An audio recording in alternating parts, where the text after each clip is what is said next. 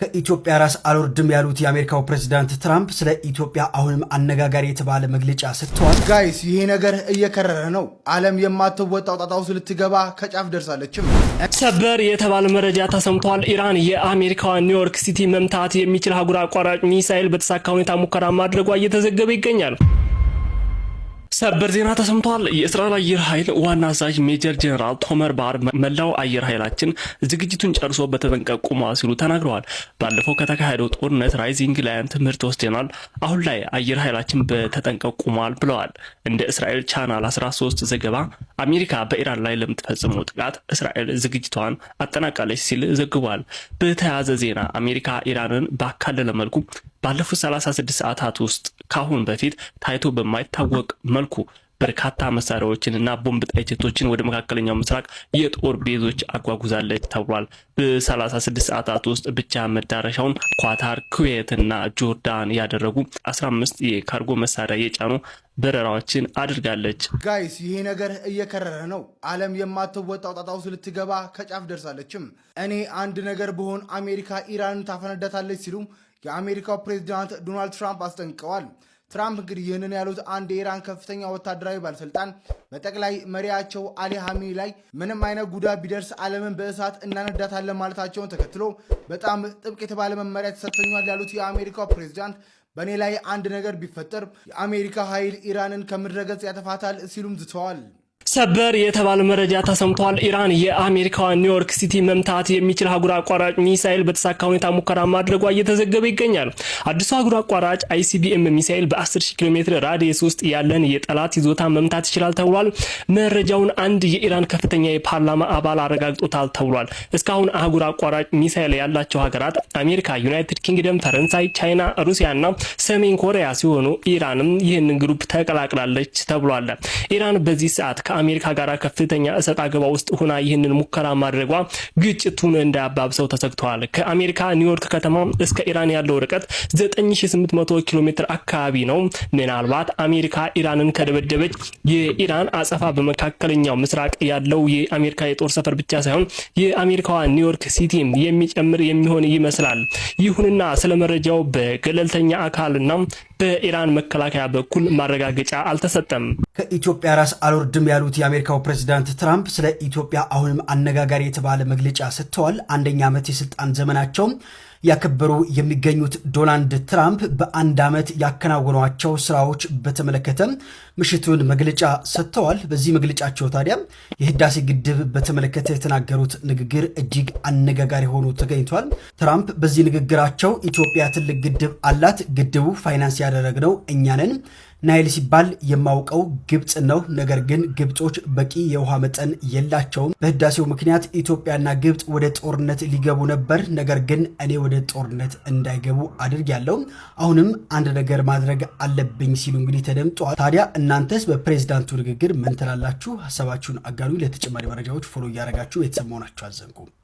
ዶናልድ ትራምፕ ትላንትና ከአብዱልፈታህ አሲሲ ጋር ተገናኝተው ግድቡን ቢግ ፕሮብለም ትልቅ ችግር ብለውታል።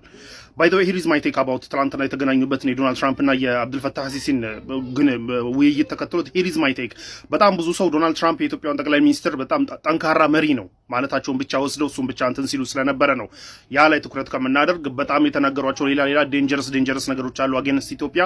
እሱ ላይ እናውራ ብዬ ነው። የኢትዮጵያው መሪ ጥንካሬ ትራምፕ አይነግረንም ላይክ ዊ ነው ስለማይነግረን ማለት ነው። ለማንኛውም ግን አትሊስት ሶስት ፖይንቶችን እናንሳ። ትራምፕ ትላንትና የተናገሩት አሁንም አጌንስት ኢትዮጵያ የተወረወሩ ዴንጀረስ ነገሮች፣ አንደኛ ስቲል ናይል የግብጽ መሆኑን እንደሚያምኑ ተናግረዋል። ናይል የግብጽ ንብረት እንደሆነ እንደሚያምኑ አሁንም ተናግረዋል። አንደኛ ይሄንን በደንብ ያዙልኝ። ሶ ላይክ ዊ ዶንት ሃቭ አ ራይት ናይል ላይ ማለት ነው። አኮርዲንግ ቱ ትራምፕ ግብጽ ነች ራይት ያላት ማለት ነው ደግሞ ስለተናገሩት። ሁለተኛ አሜሪካ ፈንድ ያደረገችውን ግድብ አሉ። አሁን አሜሪካ ፈንድ ያደረገችው ብሎ በተደጋጋሚ እየተናገሩ ነው። ያው የትራምፕ ንግግር እንደምታውቁት ነው። ከየት ፈንድ እንዳደረጉት አናውቅም። እኛ ራሳችን እንዳሰራን ነው የምናውቀው። ግን ይህንን አሜሪካ ፈንድ ያደረገችው ማሲቭ የሆነ ግድብ ግብጽ ለሚሊዮን ዓመታት ታገኘው የነበረውን ውሃ የሚገባትን ውሃ እንዳታገኝ ብሎክ አድርጓታል። ይህ ደግሞ አያስደስተኝም ብለው ተናግረዋል። which is a dangerous ንግግር። first of all ግድቡ እንደምታውቁት ሃይድሮኤሌክትሪክ ፓወር ግድብ ነው። ተርባይን መጥቶ ያልፋል እንጂ ውሃው ቆሞ የሚቀርበት ምንም አይነት ምክንያት የለም። ያም ሀፕን አላደረገም። ግን ግብጽ ላለፉት ዓመታት ስታራግበው የነበረውን ፕሮፓጋንዳ ይህ ግድብ ውሃዬን አስቀረብኝ፣ የሚገባኝን ውሃ አስቀረብኝ፣ ውሃ እንዳላገኝ አደረገኝ ብላ ስታራግበው የነበረውን ፕሮፓጋንዳ ተቀብለው አራግበዋል ትራምፕ ትላንትና ማለት ነው። ይህ ግድብ አሜሪካ ፈንድ ያደረገችው ግድብ ነው ያሉት። ይህ ግድብ ማሲቭ ከመሆኑ የተነሳ ግብጽ ለሚሊዮን ዓመታት ስታገኝ የነበረውን ውሃ የሚገባትን ውሃ እንዳታገኝ ብሎክ አድርጎባታል ብለዋል። ይህ ደግሞ አያስደስተኝም ብለዋል ትራምፕ ትላንትና ማለት ነው። ስለዚህ የትኛውን የምን ሳይድ እያያዙ እንደሆነ እንድታቁት ነው። ሶስተኛና ደግሞ ሌላው ዴንጀረስ ነገር የተናገሩት ምንድነው? በበፊት ተርሚያል በበፊት ስልጣን ጊዜ ይህንን ጉዳይ ለመፍታት ጫፍ ደርሼ ነበረ። መጨረሻ ላይ ግን ሪግድ በሆነ ምርጫ በተጨበረበረ ምርጫ ባይደን ከመጣ በኋላ ባይደን እንኳን ይህንን ጉዳይ ዴንጀረስ መሆኑን አይቶ ሊፈታ ይቀርና ለራሱ በህይወት ለመኖሩ የሚያውቀው ነገር የለም። ለማንኛውም ተመልሻለሁ፣ አሁን ጉዳዩን ልፈታው ብለዋል። ትራምፕ በበፊት ተርማቸው ሁላችንም ኢትዮጵያውያን ጆሮ ላይ የሚያቃጭል አንድ ንግግር ተናግረዋል። ግብጾች ይመቱታል፣ ግድቡን ግብጾች ቦምብ ያደርጉታል የሚል ንግግር ተናግሮ ነበር በበፊት ስልጣናቸው። ኢትዮጵያውያን እስከምናውቀው ድረስ ይህንን ጉዳይ ለመፍታት ሲሰሩ ሳይሆን ግብጾች ግድቡን ቦምብ ያደርጉታል ብለው ኢትዮጵያውያንን ትሬትን ሲያደርጉ ነው የምናውቃቸው በበፊት ተርማቸው። በበፊት ተርማቸው ይህን ሲያደርጉት የነበሩት ግለሰብ አሁን ተመልሻለሁ የሚል ንግግር እየተናገሩ ነው።